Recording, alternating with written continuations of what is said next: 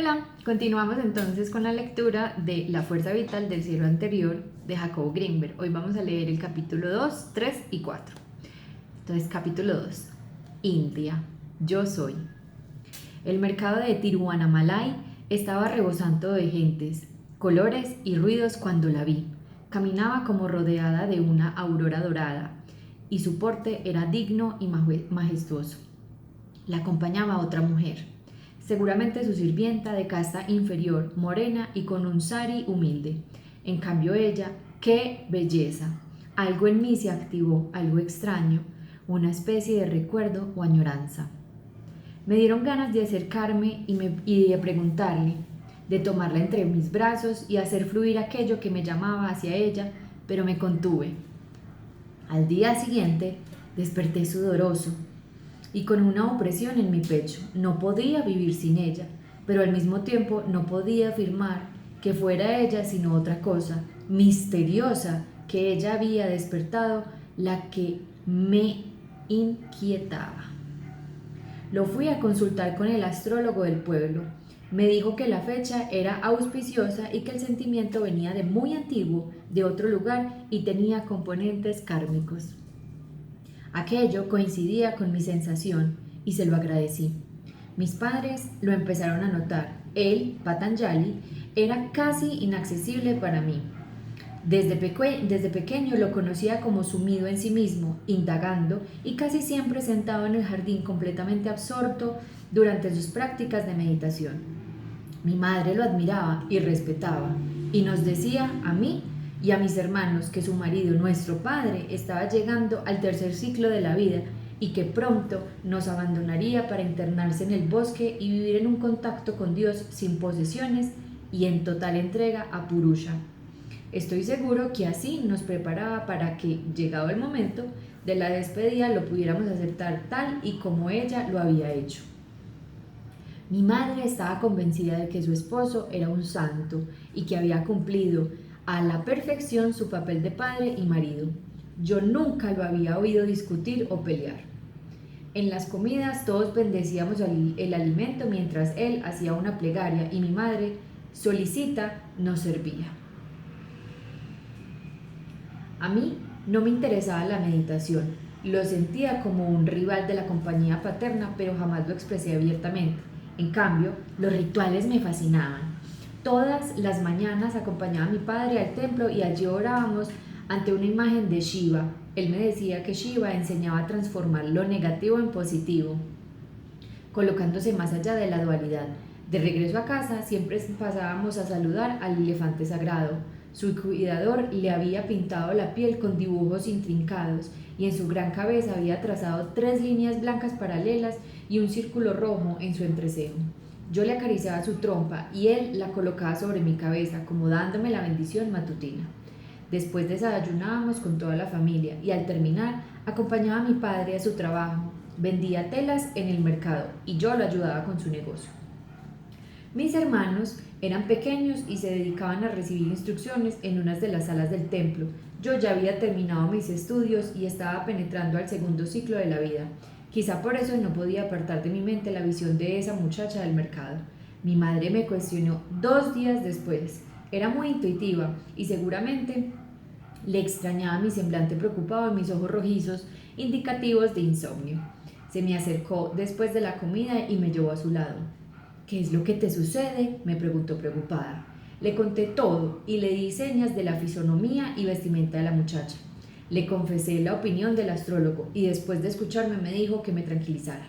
La boda se realizó 3 semanas más tarde. Ambas familias éramos de la casta brahmánica y no había ningún problema para llegar a un acuerdo. Durante 20 años mi esposa Soraya y yo vivimos una vida tranquila. Tuvimos 6 hijas y 2 hijos. En un viaje a la bahía de Bengala visité a mi hermano Amam, quien era pescador del pueblo Ashama. Él me convenció de irme a vivir con mi familia a su pueblo. En las mañanas salíamos a pescar mientras los niños jugaban en la playa, nadaban y asistían a instruirse. Soraya era una buena ama de casa y la pequeña choza que nos servía de hogar siempre la mantenía limpia y arreglada. Una tarde, al regresar del mar, Amam y yo nos sorprendimos al notar una humareada que salía del pueblo.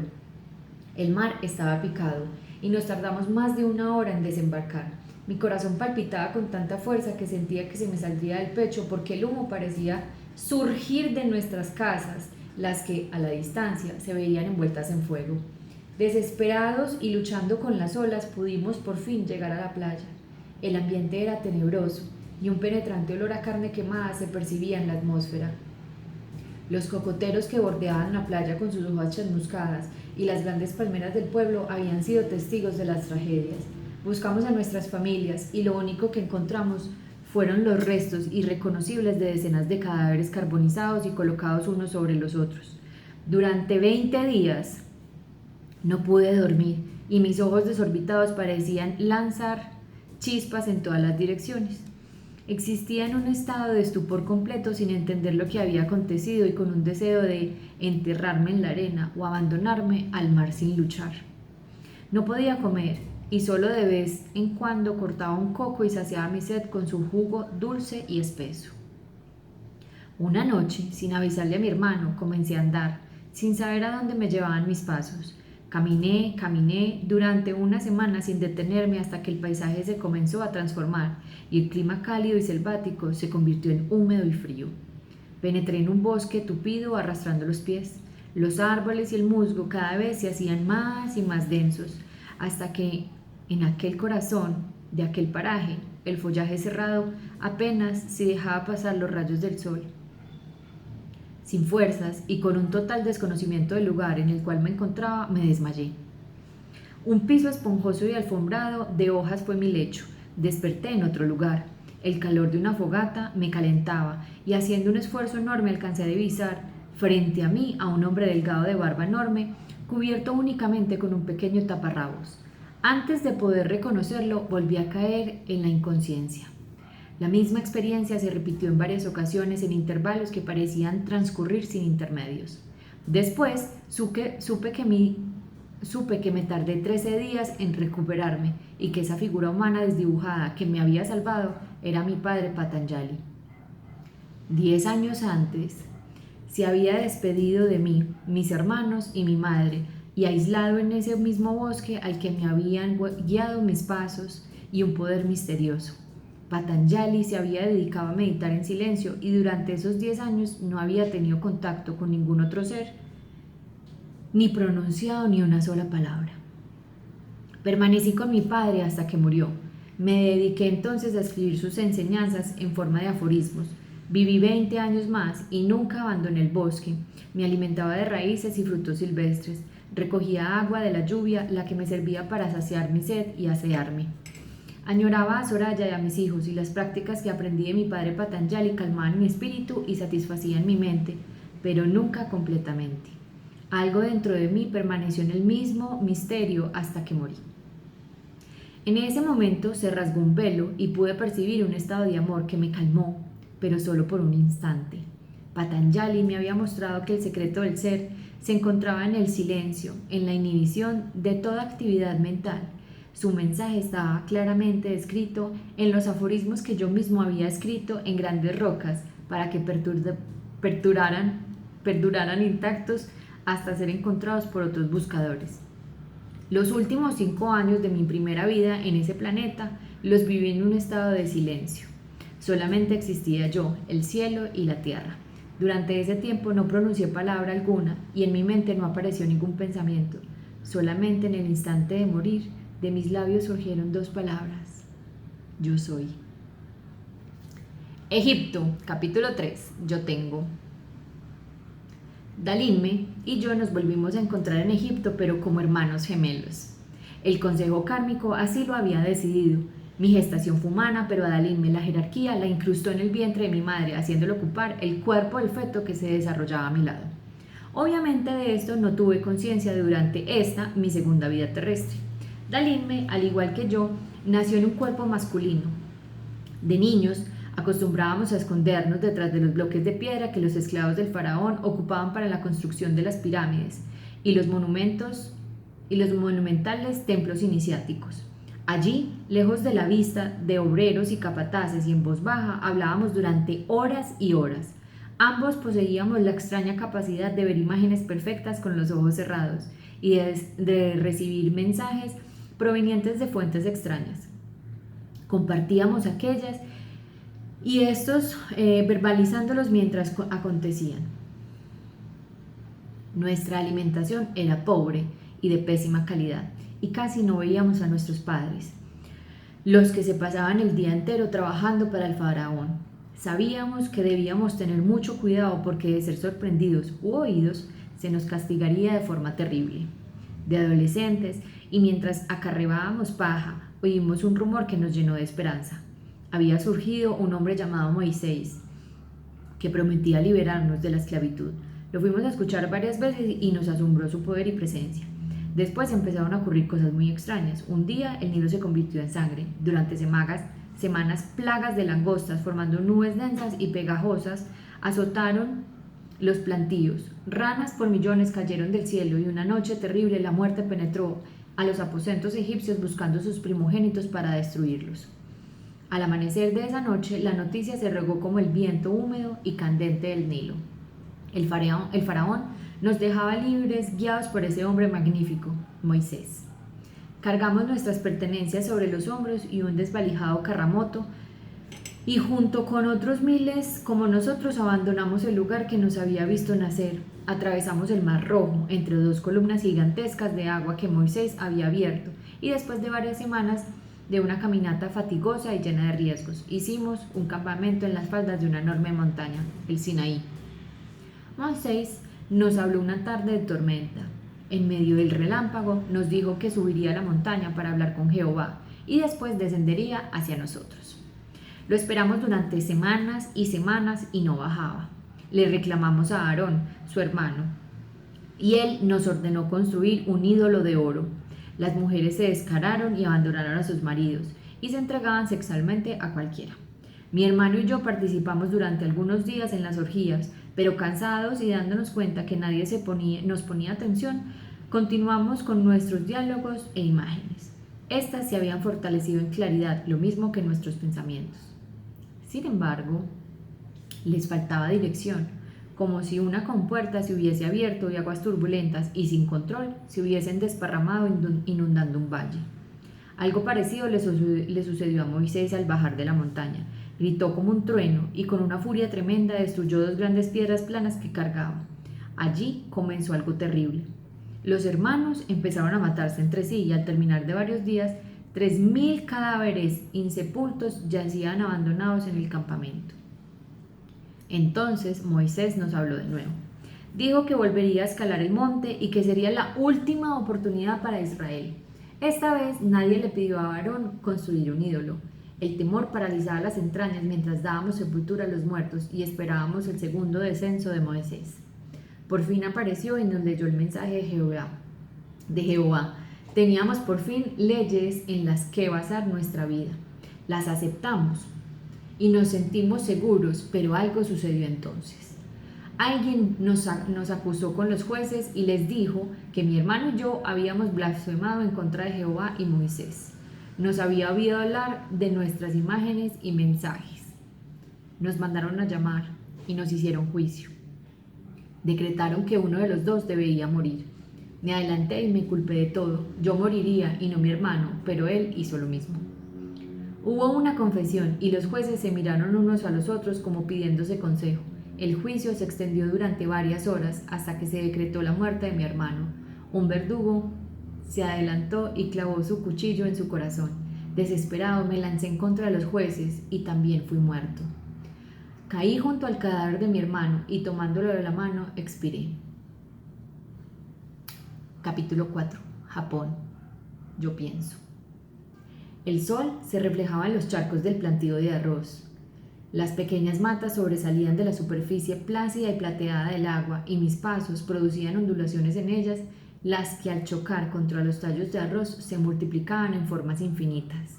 Al anochecer, una luna llena y lechosa embriagaba la atmósfera oscura y omnipresente. Mi vida era ese vagabundear entre las comarcas, los pastizales y los bosques, buscando un contrincante. Mientras lo hacía, trataba de acallar los pensamientos de mi mente, concentrándome en los movimientos de mi cuerpo y en las imágenes de mis ojos. Sin embargo, todo era en vano. Miles de pensamientos me asaltaban junto a los recuerdos de las luchas en las que había participado y las batallas en las cuales había vencido. Yo era un señor de guerra y mi vestimenta así lo atestiguaba. Era incómodo caminar dentro de una armadura y resguardaba mi cabeza con un casco, pero nada ni nadie serían capaces de convencerme de quitármela. Se me cortó. Bueno.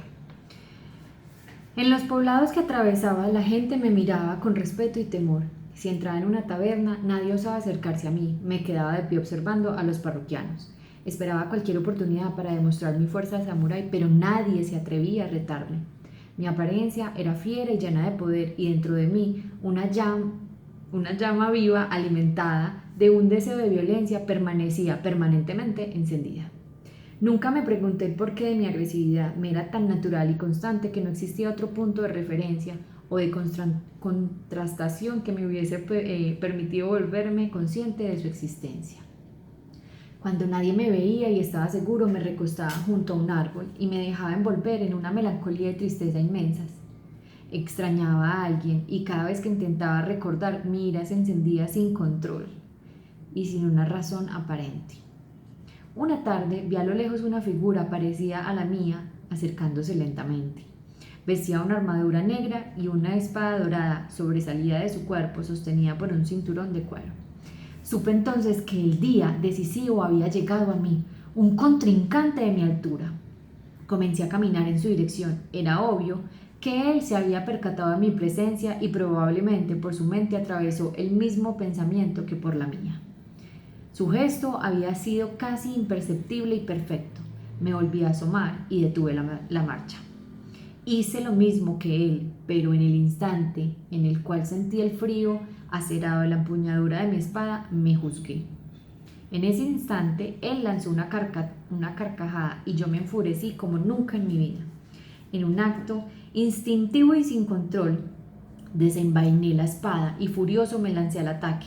Alcancé a ver un destello de malicia en sus ojos y supe que él era superior a mí. Recibió mi primer ataque con una sonrisa de placer en su boca, la que me hizo enfurecer aún más. Con toda la fuerza de mi brazo lancé un golpe terrible. Recordé en ese instante haber cercenado varias cabezas de un solo tajo con golpes parecidos, pero en él no hizo mella alguna. Me volví a asombrar y el pensamiento de la muerte atravesó mi mente como un cuchillo. Ocurrió entonces algo inconcebible. Mi contrincante lanzó una exclamación poderosa y saltó en el aire frente a mí. Permaneció flotando con la espada desenvainada y después descendió lentamente posándose sin ruido en el suelo. Aquello me paralizó por completo. Clavé la punta de mi espada en el suelo y abrí los brazos en un gesto de derrota y aceptación de su superioridad infinita. En lugar de atravesarme con su espada, él también la clavó en el suelo y se postró ante mí con humildad. Así permanecimos varios minutos mientras un águila real hacía círculos encima de nuestras cabezas. Por fin él habló y su voz me penetró hasta las entrañas. Dijo que aceptaba mi derrota como una victoria y mi amistad como una bendición. Mi ira permanente se desvaneció por completo y mis ojos se llenaron de lágrimas. A partir de ese momento se convirtió en mi maestro, lo seguí a todas partes y nunca me dijo su nombre ni hizo referencia alguna de su historia.